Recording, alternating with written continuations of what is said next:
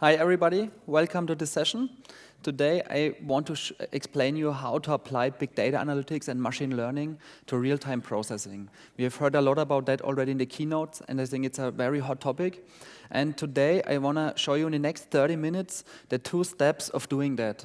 So there really is always 2 steps. The first step is to find patterns using machine learning in historical data sets, and then afterwards applying that to real-time processing. And I will today show you both steps and also a little bit of live demo so that you see how people do that in real projects. That's basically the 2 goals of the talk. And before that, let's begin with a short motivation, different use cases. Because we see machine learning more and more in many different industries. And that's really, doesn't matter, it's coming from finance or from telco or retailer. So we see machine learning really everywhere. And a few examples, for example, if you want to do fraud detection, you need to do that immediately, before the payment is done. So really, before the transaction is done, you have to decide, is it fraud or is it not fraud? The same, for example, if you want to cross-sell something to a customer in a retailing store. You want to sell it before the customer has left his store, because after he's left his store, it's too late. He is going somewhere else to buy it. So you want to help machine learning to analytic models to apply them here, to make the best decisions to which coupon do you will send to which customer, for example. Another example, here it was always about windows of opportunity for a few seconds where you have to decide quickly. Often you have more time. For example, we see a lot about machine learning in predictive maintenance, where you decide if you want to replace a part in a machine before it breaks, and therefore you have more time, sometimes even hours for that. So there's different use cases where critical business moments and you have to decide, and machine learning can help you there. That's basically the motivation we see in many, many industries. And for that, let's take a look at the agenda for the next 30 minutes. First, I want to give a very short overview about what machine learning is. We have heard about that in the keynotes and so on, but that we have the same understanding. And then I will explain how to build an analytic model using machine learning. That's the first step. And then the second step, apply that to real-time processing. Because you only have a benefit when you really apply your insights and patterns later to real new events. Because otherwise, just knowing why fraud happened in the past or why a machine broke, that doesn't help. You have to apply to future events in real time to be proactive with that. With that, let's begin with a short explanation of what is machine learning. And this picture which you see here, I think that's a perfect description of that. So in the end, machine learning helps you find hidden insights without being explicitly programmed. And that means, I come from the Java perspective. I was a Java developer for a long time, and we wrote a lot of if-else clauses and conditions and for loops and so on. So we explicitly program everything. For example, if you want to do a bank transaction or build a web store or something like this, we exactly define what we want to build. And now with all these big data sets, we cannot do that anymore. And therefore, we want to leverage machine learning so that the computer by itself understands the patterns in historical data, so that you can leverage that. That's basically the definition. And let's take a look at a few real-world examples everybody of us knows to see how much power machine learning gets in the meantime. Before then, I will show you how we realize that in projects. The first example, and we know that pretty good, is spam detection. We know that for 20 years, and we also see, if you think about Yahoo or Google or whatever mail provider you use, it's getting better and better. And what's happening there? Behind the scenes, vendors like Google, they analyze all the historical data sets and send the computer on top of that. They have the machine running and analyzing the data to find out what is spam and what is not spam. And machine learning is leveraged here to compute that and decide that. And important for machine learning, it's always about probabilities, because you never can be 100% sure, but for 99.9% you can be sure in spam often. And that's getting in better, and on the back-end servers, there's machine learning to help you with that. Because you cannot program spam detection with if-else. If you want to write an if-else for every specific spam, that's not possible because there are so many options. And therefore, the computer has to learn what is spam with a specific probability. And the stories are getting more and more powerful. So if you think about search engines like Google or Bing, Today, if you search for it, you get a specific result for what Google knows about you. So they analyze all the historical data about you to give you the best recommendations and also the best advertisements so they can make more money with you. And therefore, in the end, in the background again, machine learning is analyzing the big data sets to make the best recommendations to you, but specifically to you. Your friend might get some other recommendations than you, so it's really context specific. And again, you cannot program that with if else. The computer has to learn that with machine learning algorithms. However, that is not where it stopped. So today, if you upload a picture to Facebook, it already asks you, if you upload a picture with you and a few friends, is this friend your girlfriend? And then you click on yes, it is, or it is not. And with this, Facebook is learning again. And that's what we heard also in the keynote about deep learning. Now that's getting much, much more powerful. It's more compute intensive, but also more powerful.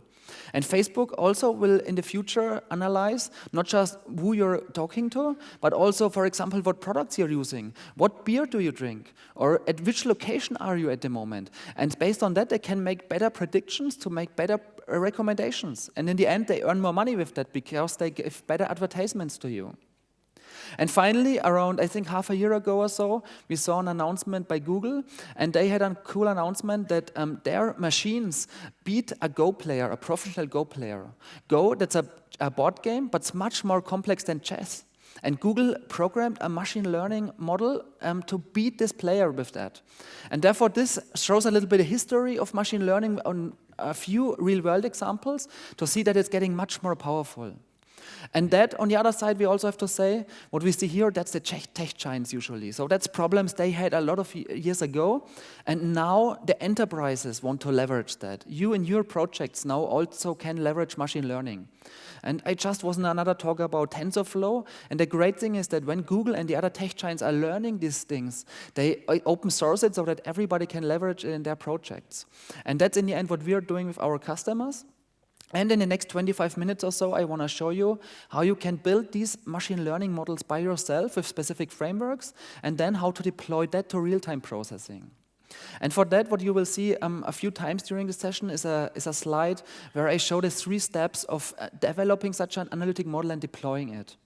The first step is visual analytics, where you take a look at historical data to do measurements and diagnosis of data. You always have to understand your data to use machine learning and leverage that in the right way. That's usually done by a business user or a subject matter expert who understands his data. Otherwise, you cannot leverage it and cannot use machine learning for that. The second step then, and because the business user alone cannot solve all the problems, because it's complex data, unstructured data, big data sets, and therefore you use things like advanced analytics or machine learning to build things like predictions and optimizations. That's the analytic model you leverage later. And so the first role is the business user, the second one is the so-called data scientist, someone with experience in mathematics and statistics and programming. And then after you have built the model, and that's really the key part, you want to deploy the same model to real-time processing because you have to leverage for your use cases, to detect fraud before it happened, to cross-sell to a customer before he left the store, or to replace a thing in a machine before it breaks. That's the key steps you have to do for building and deploying machine learning. And therefore, let's take a look how to do that.